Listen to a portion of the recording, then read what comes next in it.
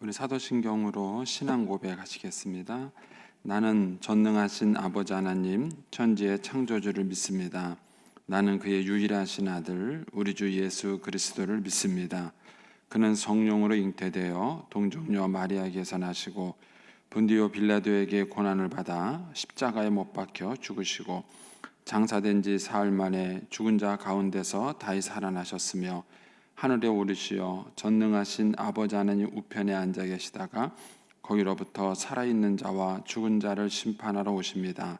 나는 성령을 믿으며 거룩한 공교회와 성도의 교제와 죄를 용서받는 것과 몸의 부활과 영생을 믿습니다. 아멘. 우리 찬송가 440장 찬송 하나님께 드리겠습니다. 440장입니다.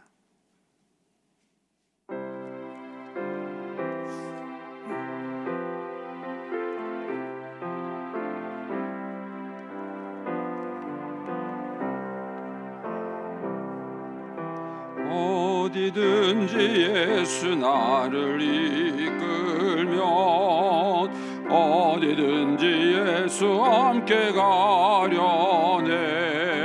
예수 함께 아니 가면 나겠고 예수님과 동행하면 겁없네. 어디를 가든지 겁낼 것 없네. 어디든지 예수 함께 가려네. 세상 친구 모두 나를 떠나도 주와 동행하면 외로움 없겠네. 가는 길이 위태하고 험해도 어디든지 예수 함께 가려네. 어디를 가든지 겁낼 것 없네. 어디든지 예수 함께 가려네. 어두운 그늘 나를 애워 살 때에 주가 함께 계심 믿고 자려네. 죽은 후에 정국에서 깨어나 예수 함께 길이 살리라. 어디를 가든지 겁낼 것 없네. 어디든지 예수 함께 가려네. 아멘. 기도하겠습니다. 살아계신 하나님 아버지, 은혜를 감사합니다. 지난 간밤에도 저희들을 눈동자같이 지켜주시고 주님 품 안에서 편히 쉬게 하셨다가 이 새벽에도 저희들을 주 앞에 불러주심을 감사합니다. 오늘도 저희들에게 새날 주시고 또 생명 주시고 건강 주셨는데 이 한날도 주님과 더불어 동행하게 하시고 주를 기쁘시게 하는 한날 되게 하여 주옵소서.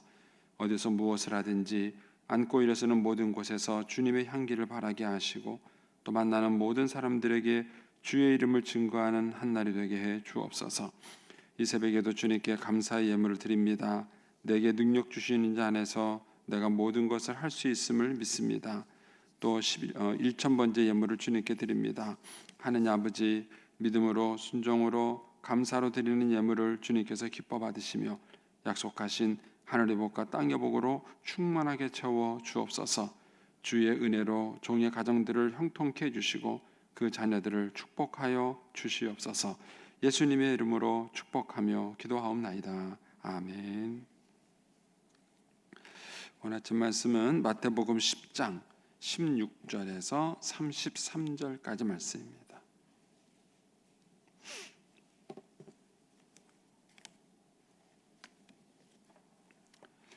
마태복음 10장 16절에서 33절까지입니다. 같이 봉독하겠습니다. 보라, 내가 너희를 보냄이 양을 이리 가운데로 보냄과 같도다. 그러므로 너희는 뱀같이 지혜롭고 비둘기같이 순결하라. 사람들을 삼가라. 그들이 너희를 공의에 넘겨주겠고 그들의 회당에서 책찍질하리라. 또 너희가 나로 말미암아 총독들과 임금들 앞에서 끌려가리니 이는 그들과 이방인들에게 증거가 되게 하려 하심이라. 너희를 넘겨줄 때에 어떻게 또는 무엇을 말할까 염려하지 말라. 그때 너희에게 할 말을 주시리니 말하는 이는 너희가 아니라 너희 속에 말씀하시는 이 곧 너희 아버지의 성령이시니라. 장차 형제가 형제를 아버지가 자식을 죽는 데에 내주며 자식들이 부모를 대적하여 죽게 하리라. 또 너희가 내 이름으로 말미암아 모든 사람에게 미움을 받을 것이나 끝까지 견디는 자는 구원을 얻으리라. 이 동네에서 너희를 박해하거든 저 동네로 피하라. 내가 진실로 너희에게 이르노니 이스라엘의 모든 동네를 다 다니지 못하여 인자가 오리라. 제자가 그 선생보다 또는 종이 그 상전보다 높지 못하나니 제자가 그 선생 같고 종이 그 상전 같으면 족하도다. 집주인을 바알세불이라 하였거든 하물며 그 집 사람들이라. 그런즉 그들을 두려워하지 말라. 감추인 것이 드러나지 않은 것이 없고 숨은 것이 알려지지 않을 것이 없느니라. 내가 너희에게 어두운 데서 이르는 것을 광명한 데 말하며 너희가 귓속말로 들은 것을 집 위에서 전파하라. 몸은 죽여도 영혼은 능히 죽이지 못하는 자들을 두려워하지 말고 오직 몸과 영혼을 능히 지옥에 멸하실 수 있는 이를 두려워하라. 참새 2마리가 한 아사르온에 팔리지 않느냐. 그러나 너희 아버지께서 허락하지 아니하시면 그 하나도 땅에 떨어지지 아니하니라. 너희에게는 머리털까지 다 세신 바 되었나니 두려워하지 말라. 너희는 많은 참새보다 귀하니라. 누구든지 사람 앞에서 나를 시인하면 나도 하늘에 계신 내 아버지 앞에서 그를 시인할 것이요 누구든지 사람 앞에서 나를 부인하면 나도 하늘에 계신 내 아버지 앞에서 그를 부인하리라. 아멘. 이 새벽에도 주의 은혜와 축복이 함께 하시기를 축원합니다. 이제 예수님께서 이제 계속해서 제자들을 파송하시면서 이제 제자들에게 당부하시는 내용의 말씀이 이제 오늘 10장에 이제 우리가 읽은 말씀에 계속되는 말씀입니다. 16절에서 20절까지 보면 핍박과 환난이 있지만 그래도 계속해서 이제 복음을 전해야 될 것을 주님이 얘기해 주시고 있고요. 그다음에 이제 21절에서 이제 마지막 30절에 가면 핍박 가운데서 어떻게 대처할 것인가에 대해서 주님이 얘기해 주시는 내용이 이제 오늘 말씀입니다. 이제 이 말씀이 사실 이 마태복음 10장 말씀이 현대를 사는 우리 크리스찬들에게 사실 이게 얼핏 잘 와닿지 않아요. 그 이유는 이 말씀에 나오는 것처럼 크리스찬들이 핍박을 받고 있지 않기 때문에 그렇습니다. 그래서 이 10장 말씀이 평상시에 우리가 읽을 때 굉장히 멀리 느껴지고 초대교회에 핍박받았던 사람이나 또는 뭐 선교지에서 핍박받는 사람에게만 이 말씀이 유용한 걸로 그렇게 이해가 될 때가 많습니다. 그렇지만 사실은 그것은 우리가 이 땅을 살아가면서 예수님의 제자로서의 제자다운 삶을 살지 않았기 때문에 생기는 문제들이에요. 만일 저와 여러분이 정말 이 시대 속에서도 예수님의 제자다운 삶을 살려고 한다 그러면 이 10장의 내용과 같은 핍박은 여전히 존재합니다. 그러니까 우리 예수 믿는 사람이 이 세상에 살아갈 때 참 어려운 것 중에 하나가 뭐냐면 이 세상 사람들에게 본이 되어야 되는 게 있어요. 그러니까 그들로부터 칭찬받고 인정받는 본이 되어야 되는 게 있습니다. 그러나 또 한쪽에서는 본질적으로 우리는 그 사람들과 동질을 수 없습니다. 그래서 그분들에게 결코 우리가 환영받을 수 없어요. 만약 예수 믿는 사람이 이 세상 사람들에게 환영받고 있다면 그 사람은 분명히 예수 믿는 사람답게 살고 있지 못한 겁니다. 예수 믿는 사람답게 살면은 반드시 세상 사람들과 부딪히게 돼 있어요. 왜냐하면 그 사람들은 어두움이고 우리는 빛이기 때문에 그렇습니다. 그 사람들은 마귀의 자녀고 우리는 하나님의 자녀이기 때문에 그렇습니다. 그래서 우리가 제대로 믿음으로 살려고 한다 그러면 세상 사람들로부터 반드시 핍박을 받게 되어 있습니다. 핍박을 받고 그들로부터 어려움을 반드시 겪게 되어 있어요. 그래서 이 예수 믿는다는 삶이 참 묘합니다. 그러니까 예수 믿는 사람들의 삶은 분명히 믿지 않는 사람들에게도 부러움이 대상이 되고 칭찬받는 요소가 반드시 있어요. 그러면서도 동시에 또 예수 믿는 사람들은 믿지 않는 사람들에게 핍박받는 요소가 있습니다. 요거를 균형을 잘 잡아야 되는데 잘못하면은 자기가 신앙생활을 바로 하지 못하고 핍박을 받으면서도 신앙 때문에 핍박받는다고 생각해요. 이거는 신앙을 잘못 이해하게 되는 것이죠. 또 자기가 예수 믿지 않은 사람들하고 비슷하게 살아. 예를 들어서 제가 술 먹는 자리에 가서 적당히 술 먹어주고, 또 도둑질 하는 자리에 가서 적당히 도둑질해주고, 이러면은 예수 믿지 않은 사람이 저보고 뭐 성령 인간성도 좋고 사람들하고 관계도 잘한다고 이렇게 얘기를 해요. 이제 그렇게 해서 환영받는 것은 제가 신자로서의 삶을 포기한 것이죠. 근데 그렇게 살아놓고 내가 예수 믿지 않는 사람들에게 칭찬받고 인정받는다 이렇게 생각해요. 이거는 신앙을 거꾸로 이해한 것입니다. 그래서 요 사이의 균형을 잡는 것이 상당히 어렵습니다. 그래서 예수 믿는 사람들은 이 두 가지 양면성이 다 있어요. 한쪽으로는 이 세상 사람들에게 빛과 소금이 돼서 칭찬받고 인정받는 그런 모습이 있으면서, 또 한쪽으로는 그들과 다르게 살아가기 때문에 그들로부터 계속 핍박을 받고 오해를 받는 부분이 있습니다. 이게 제대로 균형이 잡혀야 이제 정당한 그런 신앙생활이 되는 것이죠. 자, 이제 오늘 아침에 이제 몇 가지만 좀 살펴보도록 좀 하겠습니다. 먼저 16절 말씀 이렇게 보시면, 보라 내가 너희를 보냄이 양을 이리 가운데 보낸 것 같도다. 주님께서는 제자들을 파송하면서 제자들을 양이라 그랬고 세상을 이리라 그랬어요. 그리고 내가 너희를 양을 이리 가운데 보낸 것 같도다. 그럼 보내지 말아야죠. 양을 이리 가운데 보내는데 왜 보냅니까? 그 얘기는 그런 위험을 무릅쓰고도 해야 할 사명이 있기 때문에 그런 거예요. 그래서 저와 여러분의 삶 속에서 그걸 물으셔야 됩니다. 우리가 우리의 자녀들을 키우면서도 여전히 물어봐야 돼요. 우리의 부모님들의 모습은 자녀들이 고생 안 하고 이 땅에서 어려움 겪지 않고 편안하게 살 수 있게 되길 바라요.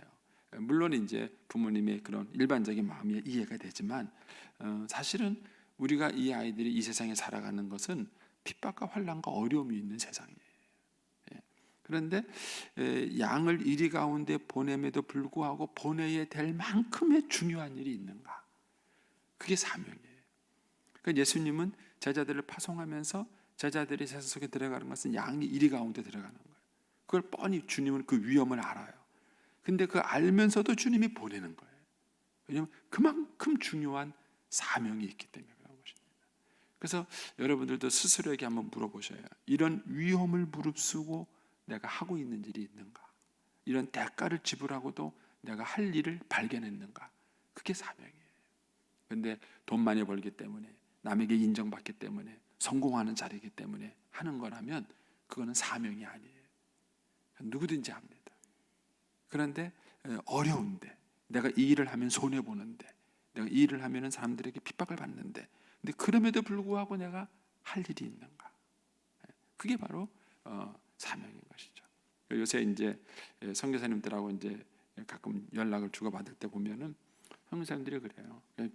그 비행기가 조금 이렇게 풀리고 또 들어갈 수 있는 여건만 되면은요, 어떻게든지 이제 본국이 아니죠.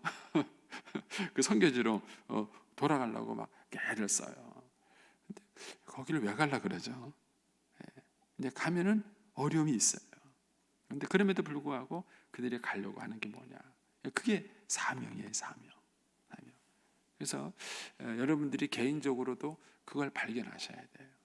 내가 손해 보고도 어려움을 겪어도 또 힘든데도 불구하고 내가 꼭 해야 될 일이 있는가? 그게 사명이에요. 예수님은 지금 제자들을 양을 이리 가운데 보내는 것 같다, 이렇게 이제 얘기하신 것이죠. 또 동시에 신자들이 세상 속에 살아가는 것은 양처럼 살아가는 거예요. 세상은 이리와 같습니다. 왜냐하면 세상 사람들은 성공을 위해서라면은 수단 방법을 가리지 않습니다. 근데 우리는 수단 방법을 가려야 돼요. 거짓말하면 안 되고, 또 다른 사람들을 비방해서도 안 되고, 우리가 해야 할 것과 하지 않을 것들이 있어요. 그러니까는 예수 믿는 사람들은 세상 속에 살아가려면은 양 이리 속에 살아가는 양이에요. 그래서 하느님이 기도 응답을 해주시는 거예요. 그래서 하느님이 우리에게 기적을 베풀어 주시는 거예요. 왜냐하면 하느님이 신자를 도와주지 않으면 절대로 신자들은 세상 속에서 살아갈 수가 없어요. 왜냐하면 그들은 일이고 우리는 양이기 때문에 그래요. 그래서 저와 여러분이 이미 세상 속에서 믿음으로 살아간다는 그 자체가 이미 위협 속에 살아가는 겁니다. 저는요, 목사가 아니면은 막 싸우고 싶을 때가 있어요. 어떤 제 친구 목사님, 누군지 말을 못하는데 얼마나 열받았는지 야, 너 그 기관장 때 나 목사 뗄게 이러고 싸웠대요. 근데 목사는 싸우면 져요. 제 목사는 싸워서 이겨도 집니다. 이겨도 집니다. 왜냐하면 뭐라 그러냐면요, 목사가 접는다고 사랑이 없으시다고 이래요. 그러니까는 목사는 져도 지는 거고 싸워도 지는 거예요. 이기고 싶은 저하고 싸우세요. 목사는 이길 수가 없어요. 싸움에서. 제가 너무 하나님께 분하고 억울하더라고요. 하나님, 그러면 저보고 목회를 어떻게 하라는 겁니까? 맨날 뭐 그러면 지고 뭐 이래가지고 대체 목사가 됩니까? 제가 뭐 하나님께 막 하소연도 하고 막 그런 적이 있었는데, 그러니까 하나님이 도와주시는 거예요. 그러니까 하나님이 도와주시고 하나님이 역사하시는 거예요. 그래서 신자들의 삶 속에는 이런 하나님의 도우심과 기적과 역사가 없으면은 세상 속에서 절대로 믿음으로 살아갈 수가 없어요. 왜냐하면 그 사람들은 수단 방법을 안 가려요. 근데 우리는 수단 방법을 가려야 되는 거예요. 이게 참 처음부터 싸움 자체가 안 되는 굉장히 불합리한 그런 조건 속에 살아가는 것이죠. 그래서 주님께서 우리에게 두 가지를 요구하십니다. 거기 보면은 그러므로 너희는 뱀같이 지혜롭고 비둘기같이 순결하라. 그래서 우리 신자에게는 두 가지가 필요해야 돼. 첫째, 지혜가 필요해요. 지혜. 그래서 우리가 배우셔야 되고요. 신자들이 이제 이런 지혜를 자꾸 앓으셔야 돼요. 그러니까는 순진한 거는 좋은 게 아닙니다. 착한 것도 좋은 게 아니에요. 제가 알았어요. 순진한 것도 좋은 게 아니고 착한 것도 좋은 게 아니에요. 그래서 변별력을 기져야 됩니다. 특별히 이제 리더에 서신 분들은요. 저는 이제 본의 아니게 목사가 되면서 일찍 리더가 됐죠. 그러면서 사람들이 가정 문제든 개인 문제든 어떤 분은 뭐 아무것도 모르는데 사업까지도 상담하러 오시는 분이 있으세요. 그러면 제가 이제 리더로서 그분들을 안내해주고 도와줘야 되는데 너무 어려운 거예요. 너무 쉽지 않은 거예요. 그런데도 불구하고 그거를 감당해야 됩니다. 여러분들이 이제 부모가 되시면 아시잖아요. 부모가 되면은 자녀들의 삶의 문제들에 여러 가지 많은 것들이 여러분들이 어른으로서 또 답을 줘야 되고 상담을 해줘야 되는 거예요. 근데 그거를 여러분들이 감당할 수 있도록 하나님께 능력을 구하셔야 돼요. 그게 이제 지혜입니다. 그런데 제가 살아보니까는요, 그 성경 말씀을 자꾸 배우면요 지혜롭게 돼요. 왜 지혜로우냐면요, 지혜로운 사람하고 만나서 자꾸 얘기하잖아요. 그러면 그분의 지혜를 배워요. 근데 세상에서 제일 지혜로운 분이 누구냐? 하나님이세요. 하나님이세요. 그래서 여러분들이 큐티를 통해서 하나님과 매일 교제하는 법을 배우세요. 그러면 어느 날 여러분들이 지혜로우세요. 어느 날 여러분들이 지혜롭게 되세요. 그래서 지혜롭게 되는 방법은 지혜로운 사람하고 자꾸 어울리는 거예요. 그런 분들하고 자꾸 어울리다 보면 배워요. 저는 이제 목회도 잘하시는 분이 계세요, 성실하게. 근데 그런 분들하고 교제해 보면은요, 목회에 지혜가 있으세요. 그래서 이렇게 하시는구나, 저렇게 하는구나, 그걸 배워요. 배우는 겁니다. 그래서 이 삶을 지혜롭게 관리하는 법. 나중에 제가 여러분들에게 자꾸 광고만 하고 해드리지 않아서 미안한데 이렇게 그 시간을 관리하는 게 있어요. 저는 이제 해마다 되면 사람들은 이렇게 다이어리를 사잖아요. 다이어리를 사는데 그 다이어리로 관리하는 방법이 약간 효율적이지 못합니다. 근데 이제 그런 것들을 이렇게 지혜롭게 관리할 수 있어요. 근데 그런 것들을 우리가 이제 그렇게 하는 사람 보면 배우는 거예요. 저 사람은 저렇게 하네 하는 걸 배울 수 있습니다. 그리고 또 한 가지가 이제 순결하라 그랬습니다. 여러분, 예수 믿는 사람들은요, 정말 순결해야 깨끗하셔야 됩니다. 그래서 할 수 있는 한 투명하게 살 수 있으면 제일 좋아요. 근데 쉽지는 않아요. 저도 해보니까 우리 왜냐면 인간이 약점이 많잖아요. 약점도 많고 그 다음에 이렇게 부족한 것도 많고 그렇잖아요. 그러니까는 이게 참 쉽지는 않아요. 그런데도 불구하고 순결한 삶을 사셔야 합니다. 그것이 우리가 이 땅에서 이 세상 속에서 믿지 않는 사람들과 살아갈 때 믿음으로 살아갈 수 있는 힘이고 능력인 것이죠. 그게 그러면서 주님이 이제 17에서 20절까지 해서 이제 그런 얘기를 해주세요. 우리가 핍박 가운데 있을 때 우리가 혼자가 아니라는 것, 누가 계시느냐? 우리 안에 성령님이 계셔요. 그래서 그 성령님이 매사를 우리에게 인도해 주세요. 그래서 이 성령님과 대화하는 법을 배우셔야 돼요. 그게 큐티의 기본이에요. 여러분들 큐티는 단순히 성경을 읽고 묵상하는 게 아니에요. 이제 여러분들이 이제 큐티를 이제 기본적으로는 성경을 읽고 묵상하는 건데 그걸 조금씩 배워가면서 성령님과 대화하는 법을 배우셔야 돼요. 성령님과 대화하는 법. 그래서 그 성령님께서 우리에게 말씀해 주세요. 필요한 얘기를 얘기해 주시고 또 그 성령님께서 우리가 생각지 못했던 것들을 깨닫도록 우리를 이끌어 주시는 거예요. 이제 그런 이제 훈련을 여러분들이 이제 받으시면 좋습니다. 어쨌든 하나님께서는 우리를 홀로 내버려 주지 아니하시고 그런 핍박 가운데 있을 때 성령님을 통해서 우리에게 할 말을 주시고 지혜롭게 대처할 수 있도록 이제 우리를 거기에 이끌어 가신다. 이렇게 얘기를 해 주십니다. 자, 그러면서 이제 21절 이하에 이제 우리가 핍박받는 얘기를 쭉 해주세요. 21절에 보시면 장차 형제가 형제를 아버지가 자식을 죽는 데 내주며 자식들이 부모를 대적하여 주기. 이거 정말 말도 안 되는 얘기죠. 근데 이게 영적 세계예요. 여러분 신앙이 다르면은요 부모 자식도 없어요. 자식도 없습니다. 얼마나 저는 이제 이것 때문에 어머님하고 정말 많은 갈등을 겪었어요. 우리 어머니도 막 지독하게 그 무속 신앙 잘 안 버리세요. 그래가지고 이제 갈등을 했는데 그렇게 어머님이 저를 좋아하시고 사랑하시고 자식을 위해서 이렇게 사시는데도 불구하고 이 신앙 문제만큼은 이게 양보가 안 돼요. 양보가 안 돼요. 그래서 저희 어머님이 오죽하면은 제 목사 안수식에 안 오셨어요. 전 지금도 마음이 아파요. 아프세요. 그러니까 이게 신앙이 다르다는 게 이게 엄청난 갈등을 갖고 오는 거예요. 신앙이 다르다는. 그래서 여러분 예수 믿는 사람하고 결혼해야 되는 이유가 그거예요. 왜냐하면 예수 믿고 난 다음에 교회 나오겠다. 그렇게 쉬운 게 아니에요. 그렇게 마음만 먹으면 나 교회 가줄게. 그렇게 간단한 문제가 아니에요. 그리고 신앙적으로 갈등이 생기면은 이렇게 어려운 거예요. 형제와 형제가, 아비가 자식을, 부모 자식 간에도 이게 마음을 합하지 못하게 만드는 게 영적 세계예요.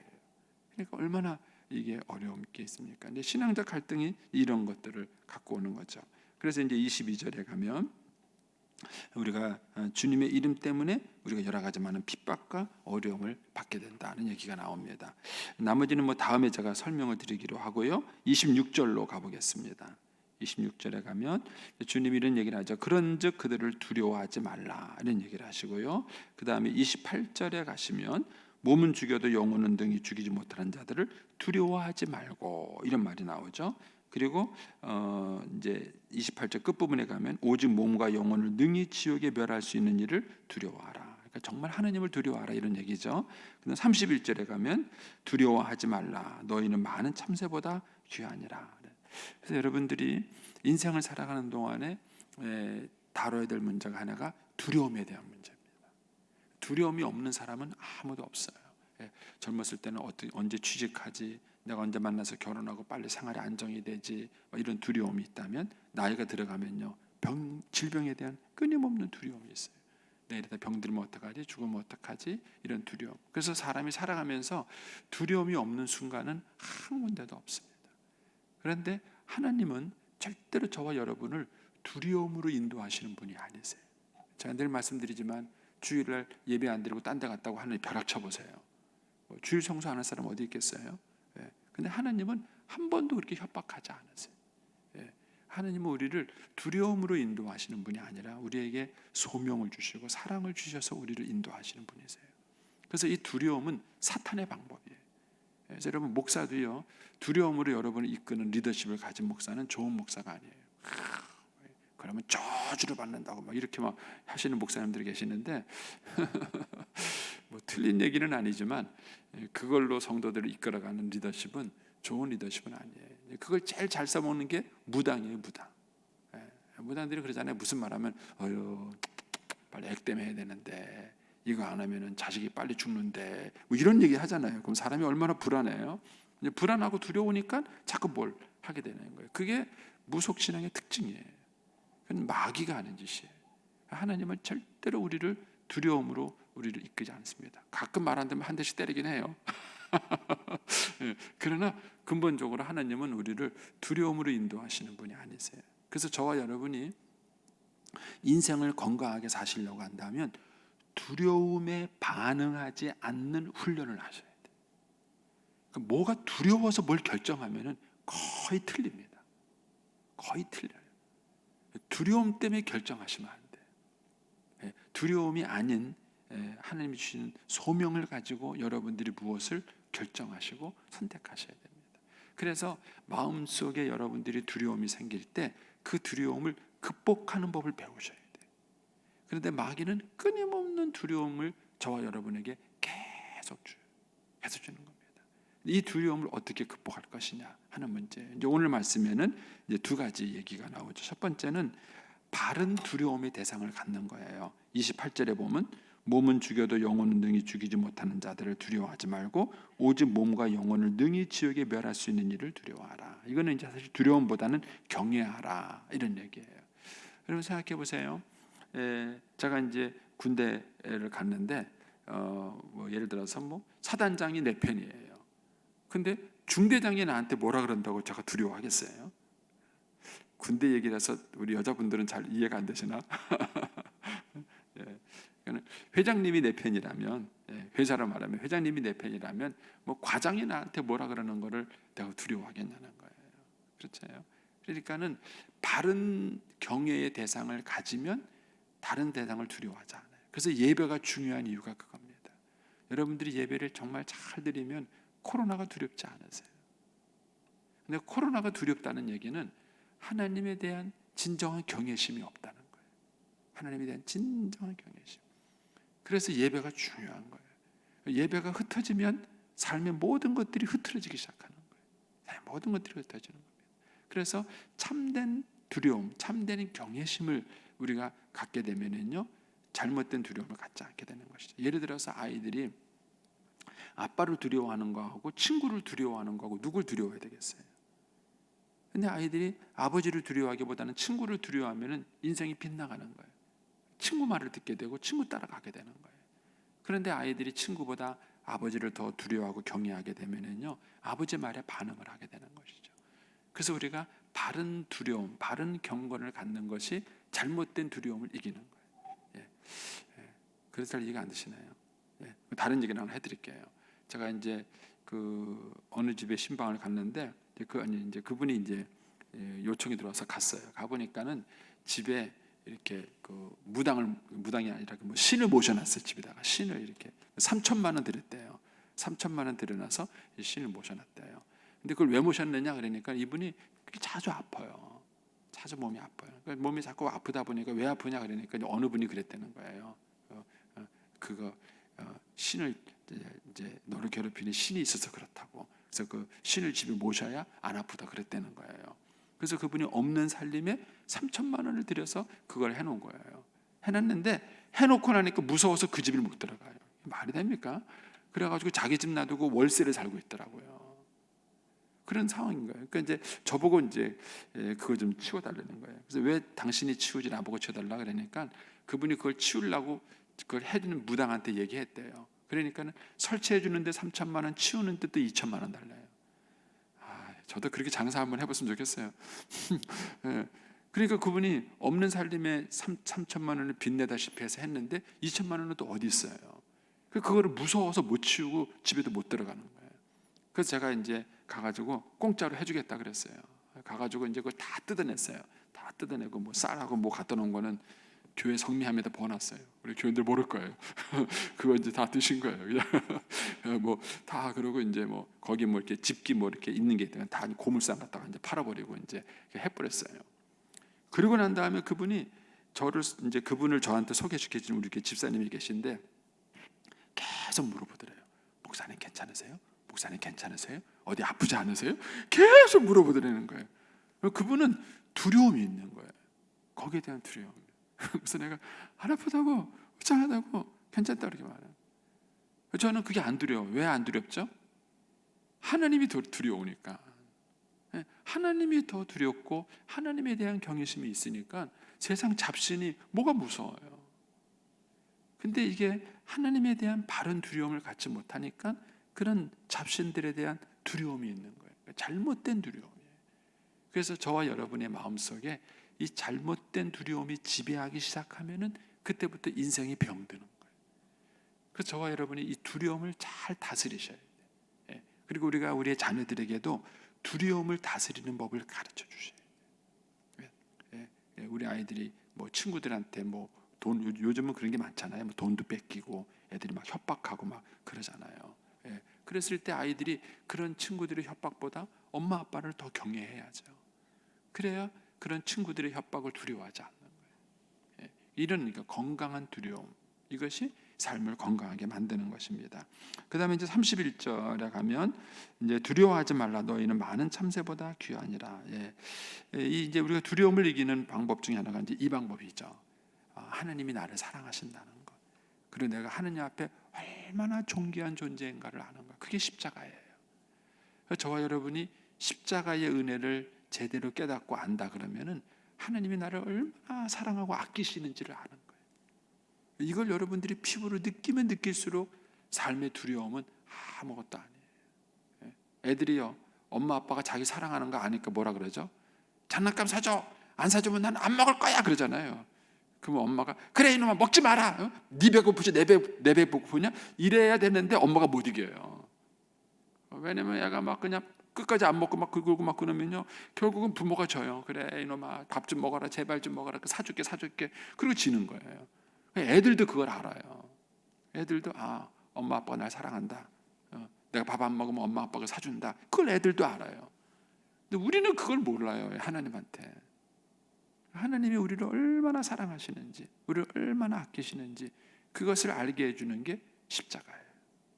그래서 그 십자가를 통해서 우리를 그렇게 사랑하시는 하나님의 사랑을 알면 그 사랑이 우리로 하여금 두려움을 이길 수 있게 만드시는 거예요. 여러분, 질병에 대한 두려움 보험 든다고 없어지지 않아요. 그리고 여러분들이 뭐 주기적으로 뭐 건강검진 하는 게 해결됩니까?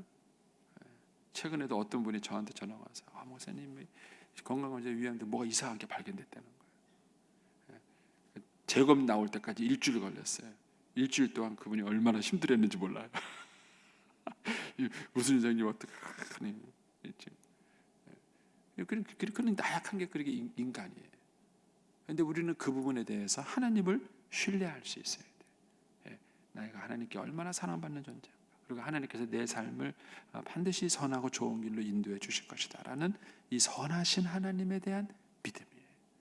이 믿음이 우리로 하여금 잘못된 두려움을 이길 수 있게 만들어요. 그거를 극복할 수 있게 만드는 거예요. 그래서 저도 이제 아이들을 키우다 보면은 저도 아이들의 미래에 대해서 걱정이 될 때가 있어요. 이래가지고 될래나, 잘 살 수 있을래나 걱정이 돼요. 근데 그거 안 없어져요. 기도한다고 없어지는 게 아니에요.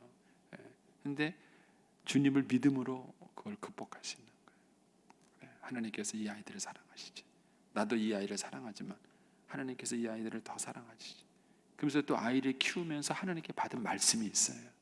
근데 그 말씀이 있는 거예요. 하나님께서 이 약속을 해주셨는데 하나님께서 분명히 이 아이를 돌보시고 지키시고 인도해 주실 것이다. 그 믿음이 있어야 여유가 생겨요. 그렇지 않으면요 계속 닥달을 해. 애를요. 야, 너 뭐 했냐? 너 언제 할 거냐? 뭐 준비했냐? 계속 애를 괴롭히는 거예요. 부모가 두려움 때문에 그런 거예요. 근데 하나님에 대한 신뢰와 믿음을 갖는 것만이 우리가 두려움을 이길 수 있는 방법입니다. 그래서 예수 믿는 사람이 세상 속에 살면서 양이 이리 속에 살듯이 그런 속에 살면서 신앙생활을 건강하게 할 수 있는 방법은 뭐냐? 두려움을 잘 극복하셔야 합니다. 그 두려움을 잘 극복해야 예수 믿는 사람이 예수 믿지 않는 사람들 속에 살아가면서 그들에게 물들지 않고 그들에게 복음을 전하면서도 우리가 성공적인 삶을 살아갈 수 있는 것입니다. 이 새벽 시간이 저와 여러분에게 그 하나님의 사랑과 은혜를 확인하는 시간이 될 수 있게 되기를 바랍니다. 기도하겠습니다.